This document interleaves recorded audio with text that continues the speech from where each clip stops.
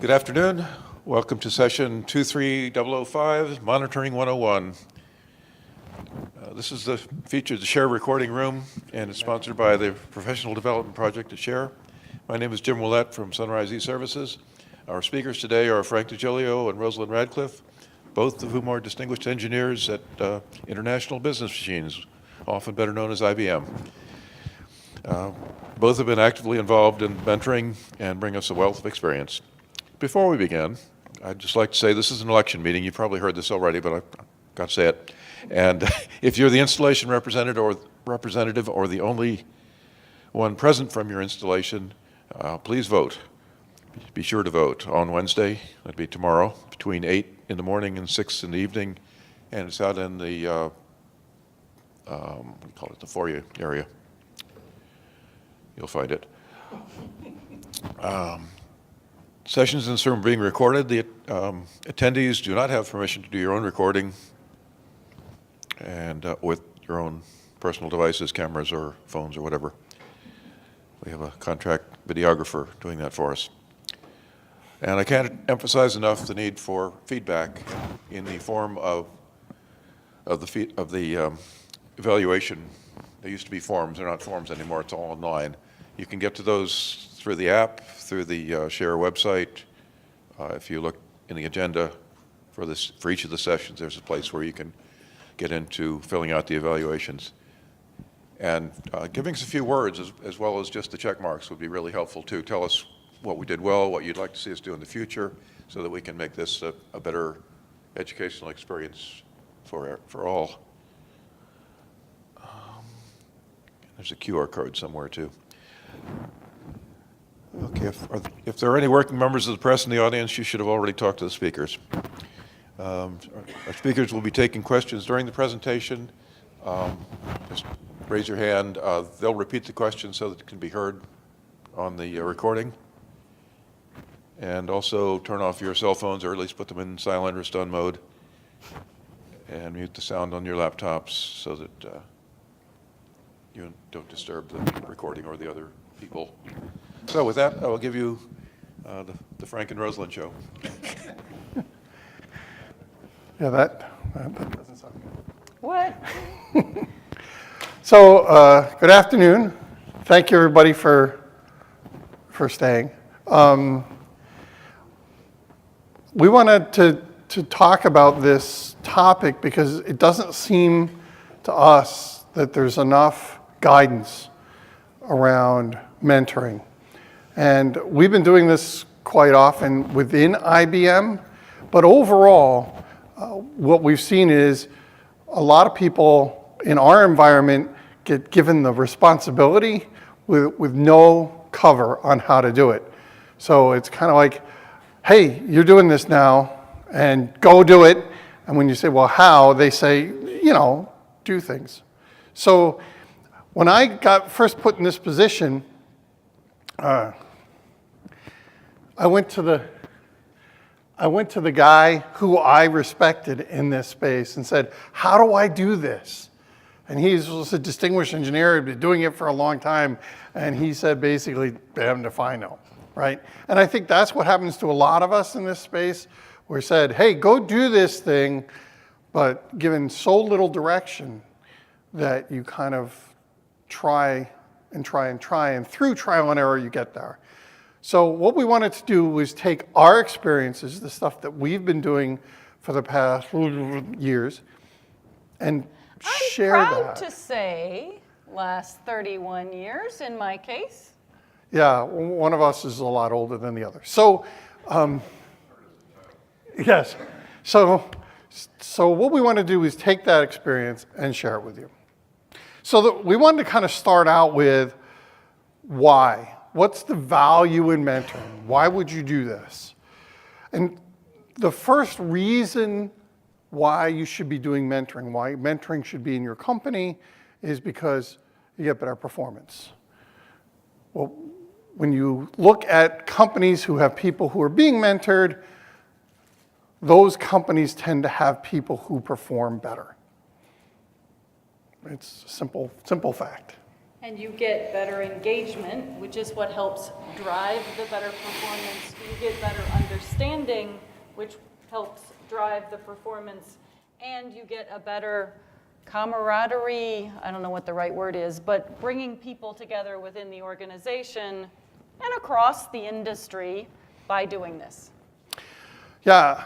Also, usually that means more money. Not just more money for the company, but you as the person who is being mentored or mentoring tends to do better. In companies where people are mentored, they move up faster, they get paid better, right? Pretty straightforward. And this goes back to something that Rosalind said, you also have better loyalty. Because people are not loyal to a company, people are loyal to people. And the mentor-mentee relationship starts to build that loyalty. Right? As I build a relationship with somebody who's focused on making my career better, I start to feel more loyal to that person. Right? So I build the loyalty to the company through people. And as I'm doing both versions of mentoring and being a mentee, you're building this throughout the levels of the company to help drive this progression and this thought process of bringing the whole company together, in a sense, to drive this loyalty across the boundaries of the organization. We actually think of this whole mentoring thing as almost like an underground in the company, right? Because managers have the responsibility of getting things done. And you are responsible to help that person get things done. And their main job is to make those things happen. Now, if they can develop you along the way, that's cool. But that's not their primary responsibility, right? Now, there are some managers out there who are great at mentoring people. But at the end of the day, most of them are not rated on that. Whereas in a mentor-mentee relationship, there is a drive to help make someone better, right? To get them better at their company or get them better at doing some technical thing or set of technical things or maybe both, right? But building that is really, really valuable.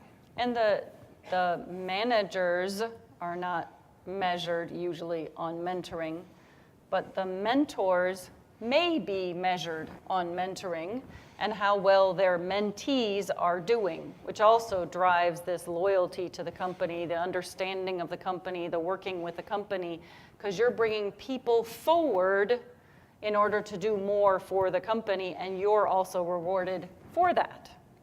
And certainly within IBM, that's a big thing, right? The idea of as you become higher in the company, more and more of your job responsibility is focused on bringing people along. You also get greater job satisfaction, more enjoyment.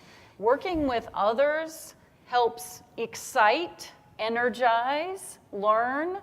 I know from my perspective, being able to mentor people, I get to have the fun of their learning, their experimenting, their growing.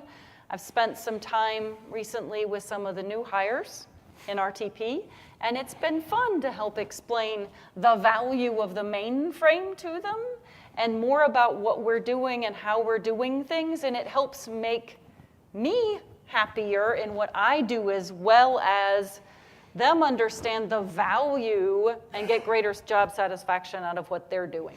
Yeah, it's really kind of interesting as you do this. We become, and I look around the room and some of us have been in this business for a significant amount of time. Not to mention any names because that'd be indiscreet, right, Bob? So it's really easy to become jaded.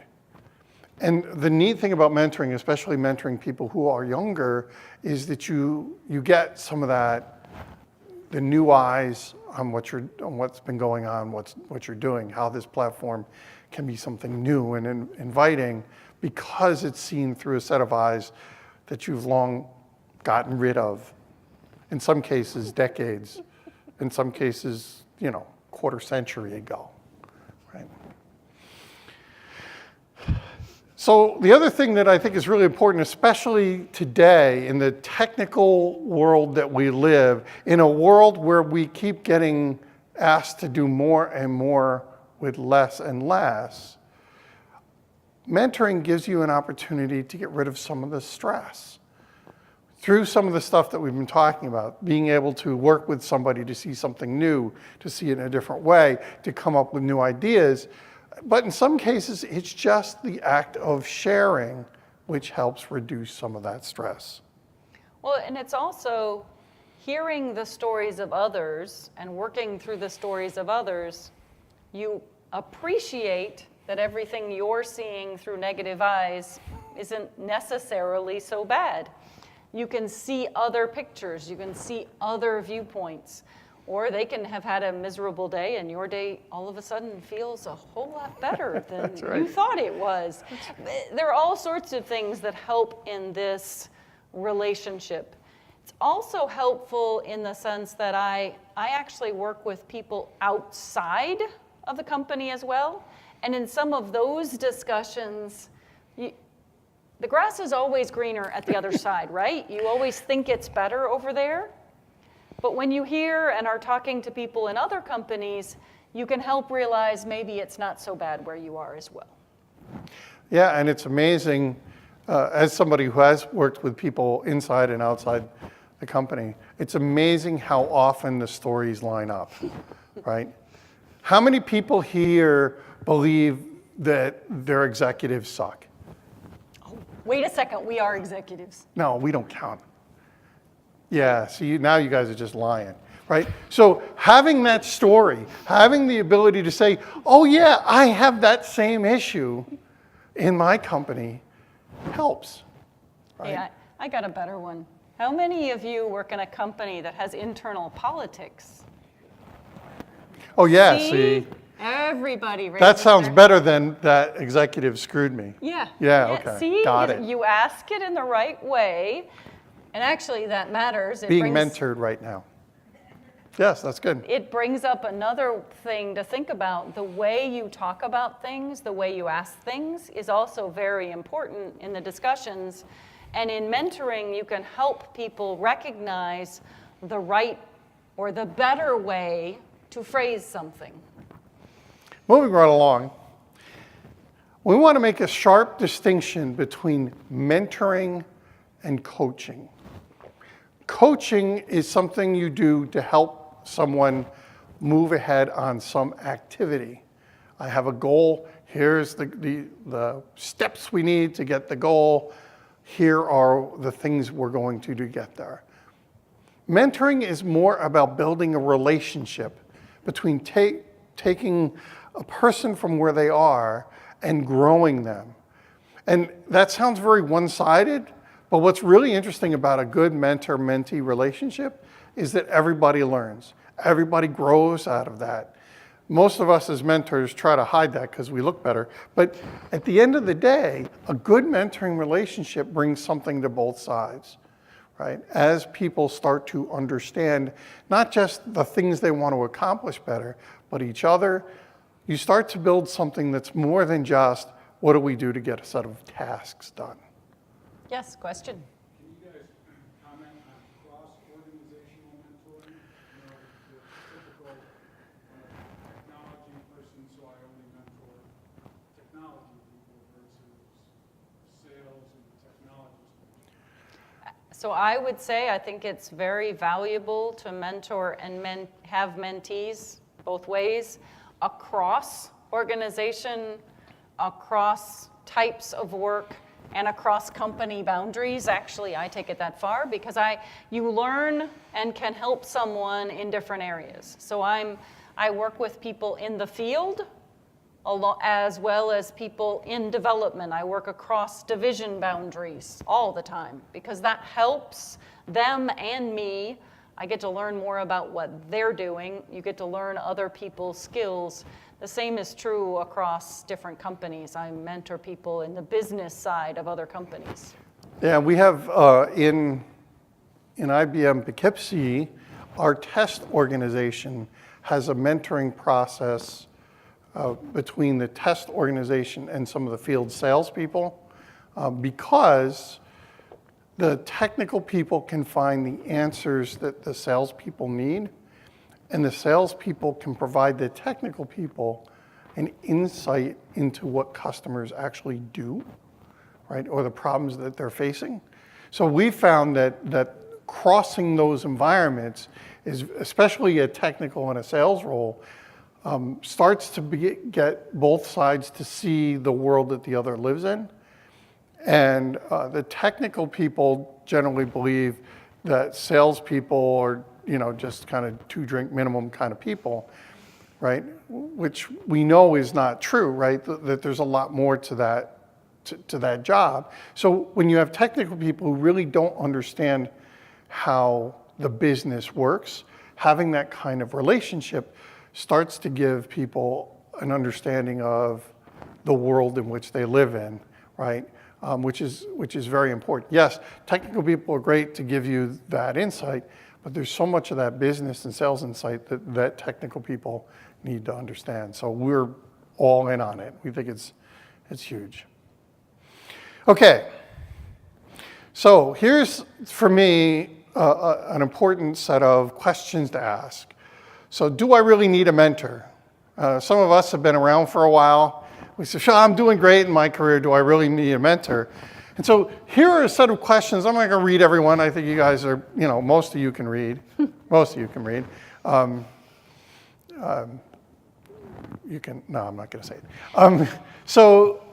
These are the kind of questions you should be asking yourself. Is this really, am I going as far as I wanted to go? Am I moving as fast as I wanted to?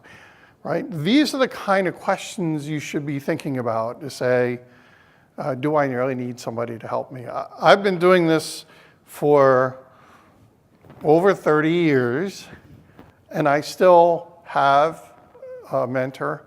I still openly ask about it, right? So I think that's really, really important. I think it's important, even if you don't think you answered any of these to say you needed a mentor, you still need one. Because even if you happen to be extremely happy and all of those other things, you're probably not focusing on your career enough anyway. The thing I've always found with people, and I found with myself, is that focusing on your own career is something we don't necessarily do enough, and we need to. So in order to spend that time and to get that focus, I've found having a mentor to talk to, or actually having mentees, talking to them about their career makes me focus on my career as well. So it makes me think about what are the right next steps, et cetera. Yeah, we'll talk about this a little bit more, but that's a really, really important piece. And there's a session later on in the week with these two really good presenters going to talk about kind of career, how to manage your career, and they spend a long time on this, and one of them is really good, and then the guy with her is just, but it's important. So next question, should I be a mentor? Those of us, especially those of us who are maybe not as gray, are thinking, well, what do I have to offer, right? But I think if you think about some of these questions and think about what you've done so far in your career, however short it is there stuff that I've learned that maybe is useful, right? Well, and turning it slightly sideways, there's some reverse mentoring going on in a lot of places, but the point is, especially much more younger people have grown up in a different environment than some of us, and so they have insights that are different. They have insights about the way the world works that they need to share. And so mentoring doesn't always have to be you're mentoring someone more junior. It can be you're helping someone more senior understand. It's usually called reverse mentoring in that case, but whatever. It's showing people the differences in the environment today based on the way they've experienced the world. And so you always have something to share. You always have something to give back to someone else. You can also just have them change the way they're thinking about things. You're bringing a different viewpoint. So it's always a good thing to be mentoring. The other thing I found young in my career, there's always somebody else that you can work with at your level or whatever that you can continue to work with and grow with through the career. Right, which brings us to this quote.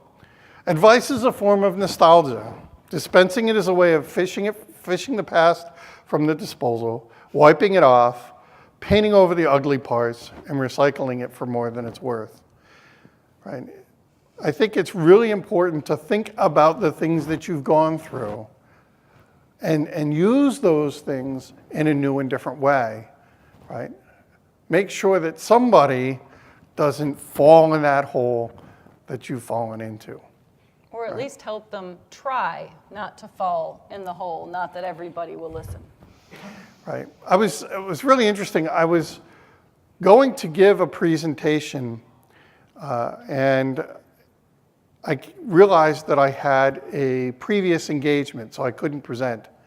So I went to somebody else who I thought would do a good job because he understood the technologies and said, would you present this stuff for me? And he said, no.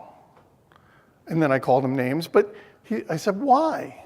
And he said, well, because I don't have your experience. I understand the technology, I can talk about that, but I don't have your perspective. I can't go out and tell people the kinds of things that you can tell them just because you've lived through it. And if I tried to do your presentation, I wouldn't do nearly as well. And I want you to think about your career advice, your mentoring advice that way.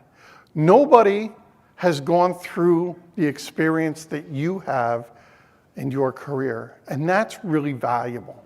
Being able to take that perspective, to take the things that you've gone through and pass them to someone else is a really, really important thing. But it's also, I shouldn't say but, it's important and some people haven't learned from yesterday. No, I haven't learned. It's important to understand the different perspectives and appreciate the different perspectives. Because I do go into environments with the years that I've done these different things, and there aren't other people that have done the silly variants of things that I've done normally. It takes a while to find someone with a variance of career. So people are going to have different perspectives. That's valuable.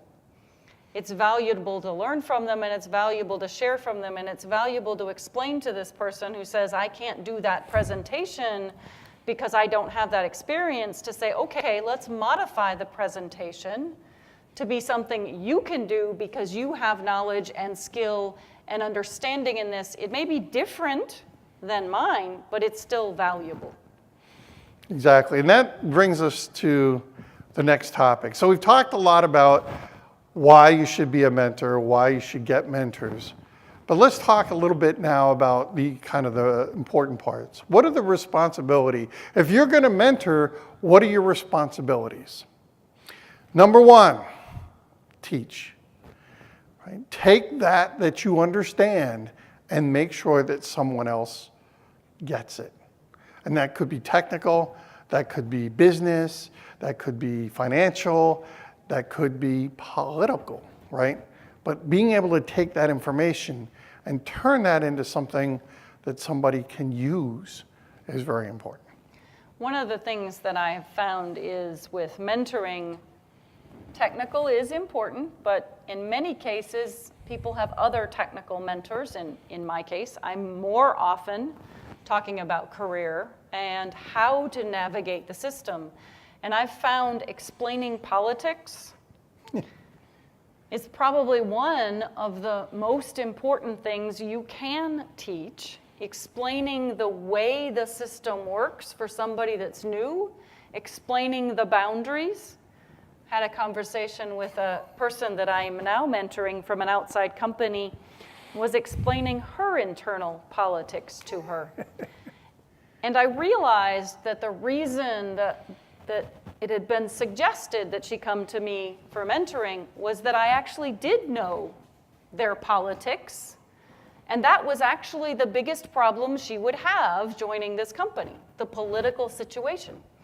So that is as important, navigating the politics, as these other pieces when it comes to someone's career. And it's generally the harder one, right? Because the technical stuff, let's face it, it's pretty logical, right? And I can almost read and get all that. But the nuances of politics, and what's politics? It's really trying to understand what people are sensitive to.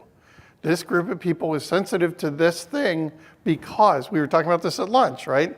I've got a group of people who are sensitive because they're afraid that things are going to change in their organization, and they don't like that, right? So understanding that and being able to say, be sensitive to the fact that these people are worried about this is a really important thing, because it's not something that's going to be obvious from the outset, right? You reminded me of another perfect example. I had a conversation with one of the new hires who was complaining about some of the tools that they were using and why they weren't doing things in a different way. And they said it in a way that probably wasn't the best way to say it to me, and a few people in the room kind of cringed, because the words were, why on earth were we using RTC? I was going to say, were they your tools that they were complaining about? Yeah, quite literally. So this was interesting, because one, they didn't know it was my tool, but that's okay, it's fine. So I said, okay, hold on a minute before I get angry and get upset. My comments back were, okay, let's get a little perspective. 1 year ago, the team you were on was using a VM-based library management system that the only way you could access it was through the green screen. And you had to do, and I went on with this story of how it used to work.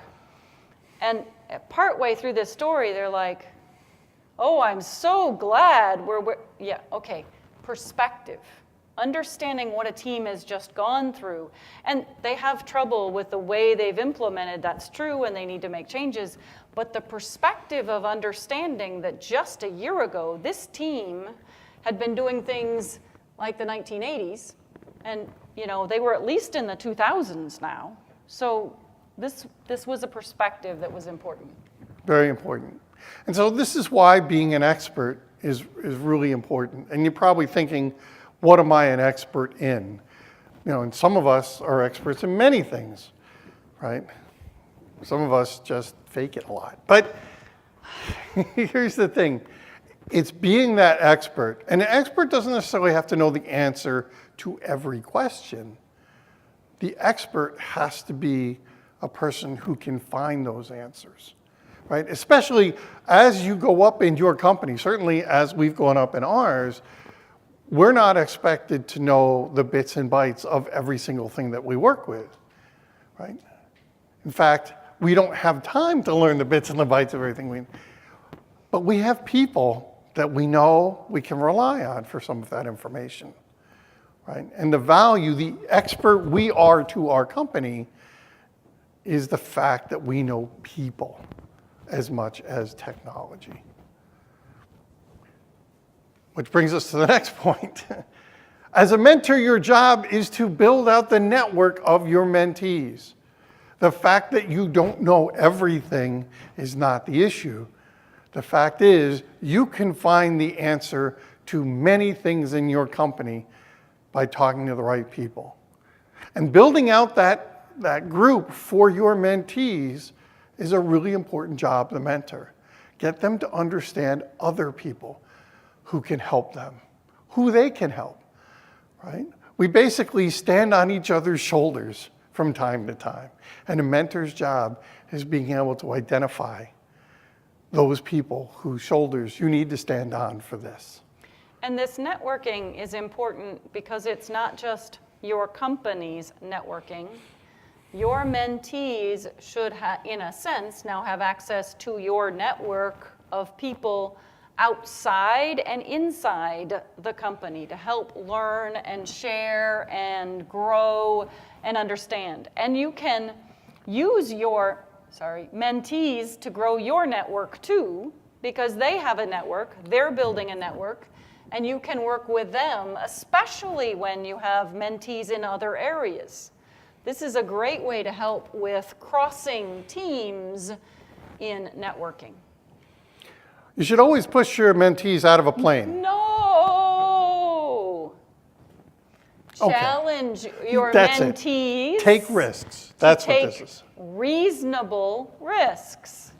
Help them understand and that they need to take risks because risk is important. But you notice they got a parachute. Wasn't my idea. So the thing about that, I just want to make sure it's really clear, is that people tend to want to be comfortable, right? They want to do stuff that they're comfortable with, especially at work, because they know that they're going to be evaluated at some point. And so if I don't take risk and I do the stuff that I know how to do, I'm going to be rated well, right? Or my product is going to get out on time, or whatever it is. I control it. It feels good, right? As a mentor, your job is to get people out of that comfort zone. It's to get them to be thinking about what could I do? What else could I do? What would be the next stretch that I can connect to? And that's not an easy thing to either do or hear. This is a hard job for a mentor. How do I figure out what's a good stretch activity for this mentee?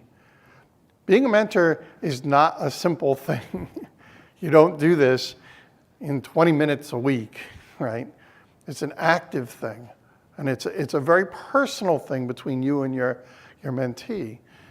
And thinking about how do I get this person to stretch, not just how do I talk them into them, but what is the right next project for them to work on, right?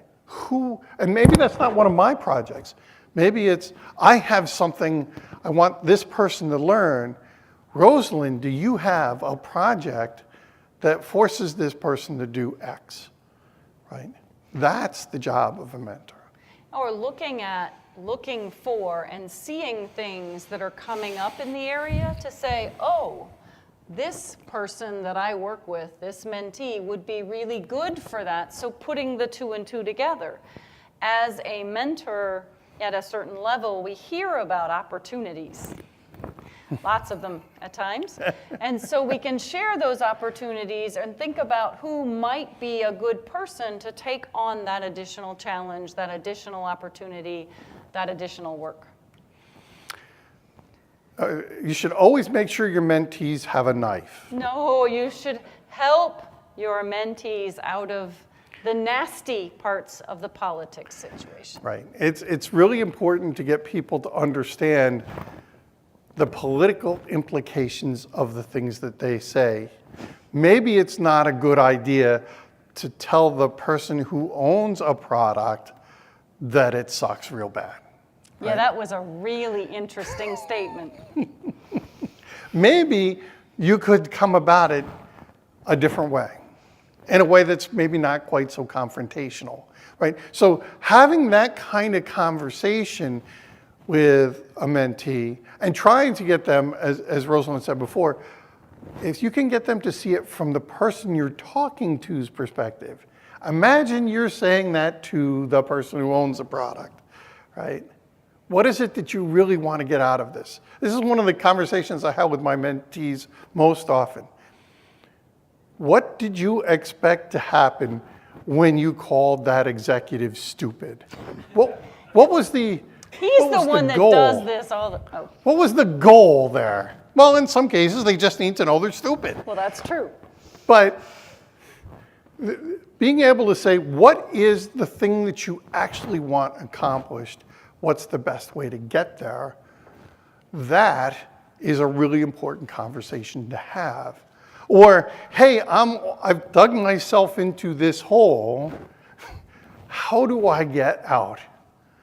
Right? That's a really important thing that a mentor can do. And most of us, some of us because we've called vice presidents stupid to their face, it's good for you to be able to say, I've been here before, I know how to get out. Or here's what we do next, right? We go to another vice president for support. No, getting that perspective is really, really important. Well, and that's like the comment that the new person said to me about RTC was lousy. In getting over that and explaining why that wasn't the way he should have said it, I went on to help explain how he could have said that the process is interfering with what he was trying to do. And is trying to do these kinds of things more efficiently, how could he do them, was a better way to say the tool sucks than the tool sucks. Because that doesn't help. Right, it puts you on the defensive. It puts you on the defensive. So that's another thing that you can really help your mentees with. It's understanding how to phrase things so that the reaction is positive. How you get what you want done, right? Mm-hmm. There's two different kinds of mentoring, and we've been kind of talking a little bit about mentoring in a more general sense. There's informal mentoring, and a few of you probably have people that you're informally mentoring today. Then there's a more formal mentoring process. And it's best if the company drives these, because a couple of reasons. One, if they're driving it, they expect people as they rise up to do this more and more. Our responsibility, 1/3 of our time is supposed to be taken up mentoring. That's part of our job. That's part of the description of the job. Yeah, but I think it's the 1/3 above the... Yeah, it's the 1/3 after the 3/3 are filled. Yeah, that's what okay, you mean. just yes. checking. But the idea is that the company expects us to be doing it, right? Having companies do that is very important. If your company has a program, definitely become part of that. Because it will be expected of you, and since you're probably already doing it at some sense anyway, isn't it good to get credit for it? And beyond that, you have more support in doing that, right? Companies that have organized mentoring programs do better. Becoming part of that for us is very important. And if your company doesn't have a formal mentoring program, mentoring is still a good idea. Suggesting a mentoring program is not a bad idea, but there are other external mentoring programs. There are many different groups, industry groups that have mentoring programs to help people connect and work together. There's a new initiative that's being started in tech to help find mentors for new entrants. And I got to find it and add it to your slide deck. But it's a system to try and bring up the next generation because we have such a lack of new skill. So trying to bring that. There's also numbers of them to help drive diversity in the industry. And so trying to do mentoring younger, getting people out of the school system and keeping them engaged down, at the middle school level. And this is especially important. I'm surprised that Rosalind hasn't brought this up. This is especially important to the women in the room because we really need, in our industry especially, we need strong women supporters, mentors in this field to not only advise, but show what's possible, right? If you look around the room, there's definitely more dudes in the room, right? We should be working to make that change because it's really important to get that different perspective within the industry, right? It's something we all should support, but especially women in the room. It's very important to us. Yeah, that other groups was women. I was just avoiding it. Witty is one of them that has some of these programs. So there are numbers of those coming up to help drive this women in the field because the percentage actually in IT has gone down again. So a special job. Okay, we've talked a lot about what we expect kind of the mentoring to be. So here's kind of practical. Here's what we want you to do as mentors. Number one, help people work on their career. Rosalind already talked about the fact that nobody spends enough time focusing on their career. And we get it, right? We work in a field where you have way more work than you have time to do. So it's really, really easy to forget about working on your career. A mentor's job is to make sure that their mentees spend some time focusing on their career on a regular basis. And thinking about their career. So there are a lot of things you have to do to work on your career and tasks you need to do, but thinking about what do you want to do, looking at different things that are out there, not just the tasks of doing things to help your career move on, but thinking about what is it I really want to do? What are the kinds of things I want to do? Spending time just understanding what's out there and what might be areas you want to do is as important in this process. And just spending time thinking about it is important as well. And that's something I find people do very little often, unless they have a mentor kind of nagging. My mentees, I nag a lot on how much, have they spent time? Have they looked at what are they thinking about doing next? And usually get the blank stare going, oh, I've been really busy recently. Well, who to talk to, Yeah. right? One of the things that all of my new mentees get stuck doing is talking to different people in the company to understand what some of the options are. What are the other opportunities in the company that you haven't thought about? What are other things that could happen? What could you do if you weren't doing exactly what you're doing today, right? Having that wider perspective is the job of a mentor to push on their mentees. Now, they may not change at all. They may say, no, I like this is what I want to do. That's fine, but at least you looked at the other stuff and made that conscious decision. To Rosalind's point, you've got to at least be thinking about what you want to do. And thinking about where you want to go. So it's not just other opportunities, but it's the direction you want to go. And I know that you may not know where you want to go 20 years from now, but you have a direction.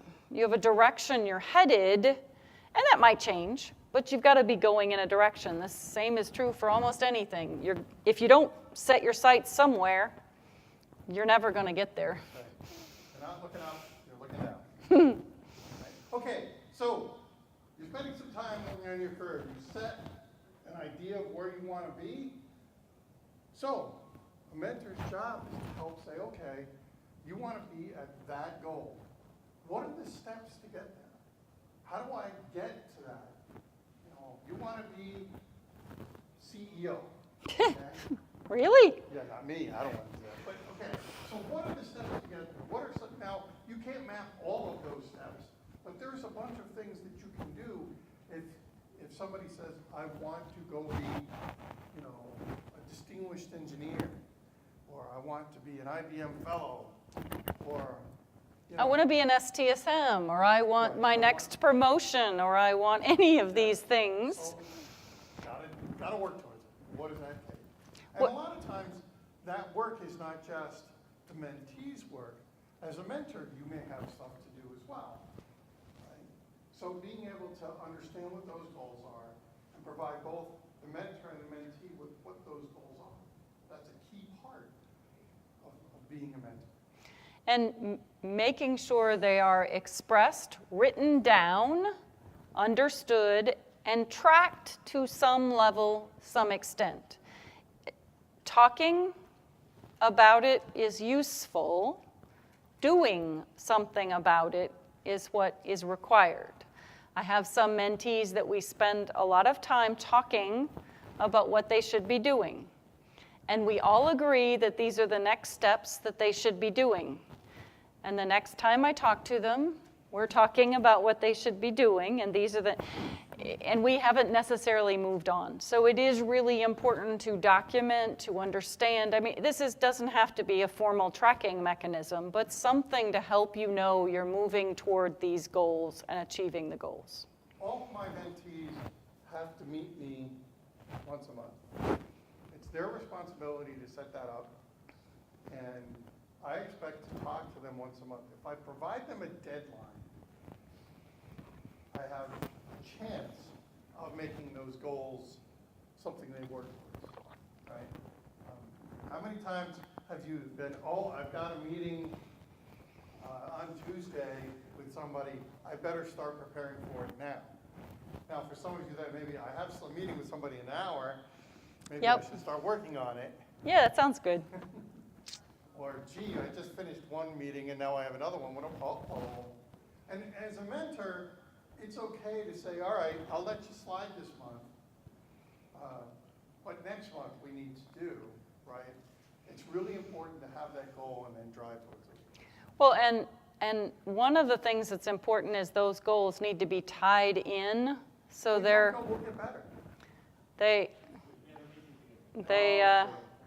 they need to be tied into activities. So one of the things I like to do is tie some of the goals into things that I know they have to do for work anyway.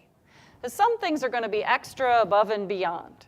But some things like patenting is sort of extra and above and beyond, but it's also required. While you're shipping a product, you better be paying attention to what you're about to do. So these two things tie together, tie them in. I have one patent that got submitted, and unfortunately, the product was going to ship in 6 weeks. So that's when the mentor kicked in and went through the system to say, escalate, we've got to process this thing so fast. But, oh well.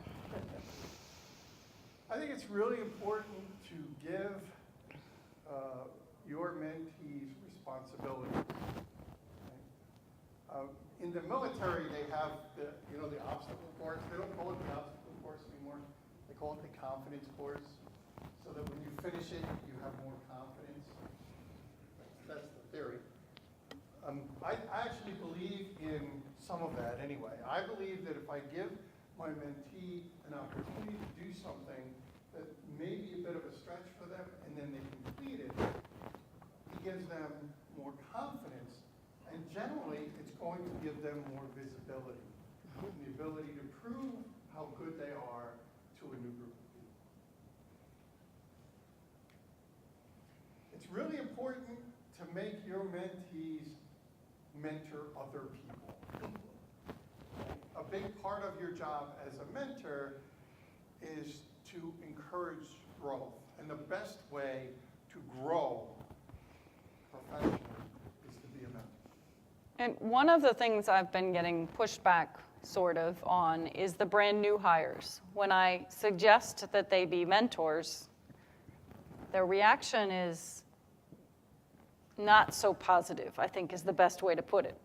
Their comments are basically, I just started, I'm not going to be able to.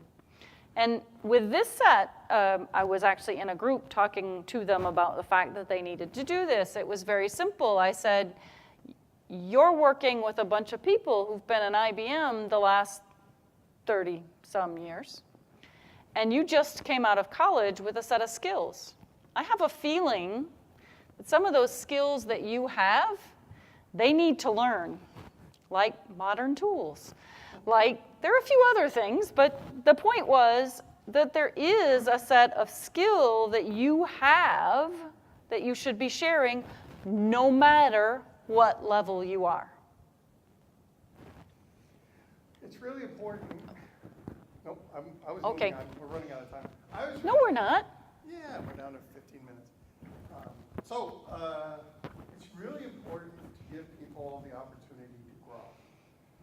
And in order to do this, sometimes it means that you have to let go a little bit. You have to give them an opportunity to fail. Because you cannot be successful if you can't fail. Right? They have to really feel like they own this. I was working with somebody who gave me an opportunity to do something, and this was like in the afternoon, and I worked all night to get it to work for him, brought it in. He said, look, I did it. He goes, oh yeah, I did it too. We're going to use mine. Wow, that really hurt. Because I spent all this time, I worked really hard on this, and it just went to nothing. If you give somebody the opportunity to do something, let them grow with it, and let them do something that isn't exactly what you thought it was going to be. how you let them grow. And that's a really hard thing to do, especially for technical people who actually believe that the way they were going to do it is right, and the other is okay, but not right, right? So maybe I'll take the okay and get them to refine it until it's the right that I want it to be. But I don't take what they've gotten away from it, because that's counter to what you're trying to accomplish. And it's important to allow them to fail in safe ways, especially early on, to learn that fail fast is a good thing. And in our industry, we talk a lot about fail fast. And there are some companies that do better with fail fast than others, and I get that. But it is important to recognize that fail fast is a good thing. You do something and you quickly learn that it's not necessarily the right thing, and you continue and grow. The same is true in your career, but you have to be careful with the failures. Helping your mentee in areas so they don't fail on a major area, but learn from experiences in small failures to understand how to recover from them, how to deal with them. I mean, don't put them up for failure, but if they fail, help them with that, because they need to learn that this isn't a bad thing necessarily, that you always learn from your failures and you need to go on. But you need the space to do that. If you always rescue them before they fail, they don't learn. And then it doesn't help, and they can't grow. Yeah, all of your major learning came from things that didn't work the way you expected. We think it's really important as a mentor to give your mentees the opportunity to shadow you, to see what it's like to do the kind of work that you do. Or maybe to shadow somebody else who you think is important for them. Getting them to see the job firsthand, to walk in your shoes or walk in some other leader's shoes, is really important to let them see, is this what I really want? Is this the direction I want to go? What is it that I'm giving up to do that, right? And is that worth it to me? One of the key things that happened to me when I started down the path to becoming a distinguished engineer is to following some and having them tell me about the things that they gave up in order to be there. Now, in some cases, they gave up things that I wouldn't give up and have kind of changed what being in this role meant for me. Right? But understanding and following in somebody's footsteps is really, really important. Being able to see their day the way they do it is really, really important. Well, and everybody learns this way. You get to learn how things are going. And I, especially as people are moving up toward DE kind of role, I think it's very important to have this opportunity. The other thing that's very important is shadowing is not just for your mentees, but shadowing people with particular skills to be able to mature those skills. And organizations need to do more of this shadowing on a regular basis to help drive skills transformation. I know many things that I've been trying to do is bring someone with less experience to customer workshops with me. So it's not just that they see what I'm doing, but they're learning this information from clients firsthand to understand how these environments are, to learn and bring that back to the shop. So they can also not only watch you in your work, but also develop skills. It's really important, especially for people who have roles where they have to become certified or they have promotion packages associated with them. As a mentor, your responsibility is to help people with their packages. How do you get certification the way it will get through the board? Or how do I help this person take what they've written and turn it into something that the board will understand or resonate with, right? Which is a really, really important thing, because especially as you're mentoring technical people, because technical people suck at talking about how good they are, right? We've been taught for the last X number of years, however long you've been accomplishment, and that's true. But that doesn't mean that you haven't given major contributions to the team. And one of the things, and when we talk later in the week about managing your career, we talk a lot about the words that you use are really, really important. That we tend to use words poorly, especially when we're talking about ourselves. Right? And so it's really important as a mentor to be watching out for that and to make sure that you can help cast your mentee in the appropriate light. One of the things I do with this in certain parts of the career path in IBM, we have the SDSM package, the DE package, and I actually pull that out really early in someone's career to say, just start filling it out. Because there are things that you just have to fill out. You just have to have the list of things, and like all your papers, all your publications, all your presentations. If you start doing that when you start, it's a whole lot easier. And so helping people understand to track this early on is really helpful. Now here's a couple of things. We talked about all the things you should do. We thought it'd be good to spend just a couple of minutes, and we're only doing like 4 slides on what you shouldn't do. Number 1 is blame. Right? I want to make sure that I'm not forcing these people to be perfect, especially perfect in my eyes. Right? I want them to be the best them they are, not a clone of me. Because Lord knows nobody does that. Right? It's almost as bad as 2 Rosalinds. No, that would be heaven. But it's really important to be able to help them be the best them. Right? So don't expect them to do things exactly the way you do it. Don't expect another you. Help them find out what the best them is. And be patient in this process, because patience is a virtue, and none of us have it, I understand. But it's something that is very helpful in this process. Right. Okay. The other thing, and this kind of goes hand in hand with that, is don't hover. Don't catch them as they're beginning to fall. Don't stop them from falling at all. Right? Because if they never fall, we've kind of talked about they never learn, right? So you don't want to be there too soon. You want to give them the opportunity to learn from a set of experiences. And they can't if you're there always to fix them. So,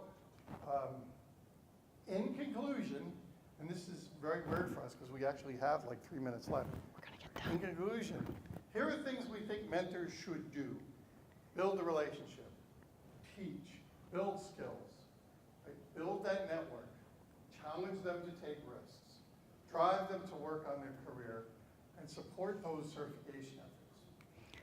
Don't hover, blame, take responsibility for their mistakes, cover up for them, do those kinds of hiding things. Just be supportive of them in the work that they do. And for the first time since we've started presenting together, we have the opportunity to ask, do you Are have there any questions? Wow, nobody has questions. Either they're already asleep, or we've answered all the questions. Questions. Well, we did it right this time. And it was being recorded. This is perfect. Yeah, I've got one. Yeah. sure. So, as a new mentor, you might find that you have a lack of confidence to go out and maybe create opportunities for your mentees, or you might have the responsibility, but you might not have the authority to go help them as much as you think you should. Good question. So how do you grow past that? Well, you don't worry about it, and you Well, just first do you got to repeat his question. Oh. You repeat his question. So Joe asked if I can Paraphrase.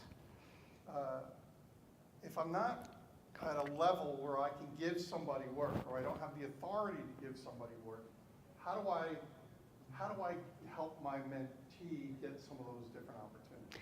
Or if I'm not comfortable trying to do that. I think that's another twist. You might actually have the authority, just not sure you do. And I think it's important to recognize that usually in technical companies, we have more ability to do this kind of thing than we actually believe we do. So it's really taking a leap as a mentor as well to do this, to go out and try to do this. And yes, everything doesn't always work out, but if you're trying to go give an opportunity and work on it yourself to help them get this opportunity. So go talk to that person, go have that conversation, and then arrange it. The worst thing that's going to happen is somebody's going to say no. And really, that's not so bad. You have to try, is the point, to do this. Most of my career, I mean, I'm a DE now, so technically I guess I have authority, but usually I don't. I mean, I haven't been actually responsible for the team, or I haven't been actually, any of those things. I worked in a different organization and made another team do things. It's by working together. It's by building those relationships. Or the other way is just listen. You listen to opportunities that might come up, and somebody says, I need somebody to do this, and just say, I got an idea. My mentee, so-and-so, would be good for that. Yeah, I'm a big proponent of, who would be good for that opportunity? That guy. Question on your statement about letting them fail. And I don't disagree with that at all. But what happens if the failure is sufficiently severe that it damages the team? How do you balance? Well, that's The question was, twice. The question was, what happens, it's good to give people opportunity to fail, what happens when that failure affects a larger group of people, say the team or something even larger? So my first comment around that was you watch what they're going to fail with and make sure it's not too big. So there are times you want to avoid them being able to fail because it will have too many implications on too many others, and so you catch it sooner. There are times you can't, and I have watched as things have failed and it has had significant ramifications on the team, and the answer is you just have to work through it. I mean, and it really depends if that person recognizes and learns from that mistake. I've had an experience where someone didn't learn from that mistake. They aren't necessarily around anymore in that job role because they weren't learning from these mistakes. So you help explain the significance of what happened. And this is an important point, and as a mentor, this is something that I had to grow into. Sometimes an important part of being a mentor is to tell somebody, you're going the wrong way. Dude, this is not your forte. I know you like to write, but you can't do it that well. Right? It may be something that you like, but that's not what the company needs for you to do right now. Now, if you want to do that, maybe you should be thinking about doing these things to help you educate, and maybe finding somewhere else to do that. But here is some opportunity, some different opportunity that may be similar or something. As a mentor, it doesn't mean that I have to make this guy successful in everything. I got a mentee who wants very badly to be a DE, but he just doesn't have the mental equipment for the job. He just can't do it. Right? And that's not a knock on him. It's not a job role that he'll ever be good at. And so as a mentor, my job is not to get him there. My job is to help him to understand what could he do to contribute to the company that would be the best that he can do, right? And maybe wanting that particular title is not the right thing, right? And that's a really important thing for a mentor to do. You're not their advocate, right? You can be at times. You can advocate for them, but that's not the only job. Yes. Right? Well, and I've had one more quick example. I've had an example of somebody, So much for us ending on time. sorry, Sorry. that was an architect, and we were having the conversation, do you really want to write code? And I knew what the answer was. The answer was no. But he kept saying yes. And so basically, the team, it got to the end when the project was supposed to be done, and he hadn't written any code. So the rest of the team built it all for him in the last week and saved the project. But you have to know what you want to do And you have to follow through on that. And if you're given an opportunity to say, no, I really don't want to write code, I want to be, take that. Somebody's offering that to you, take it.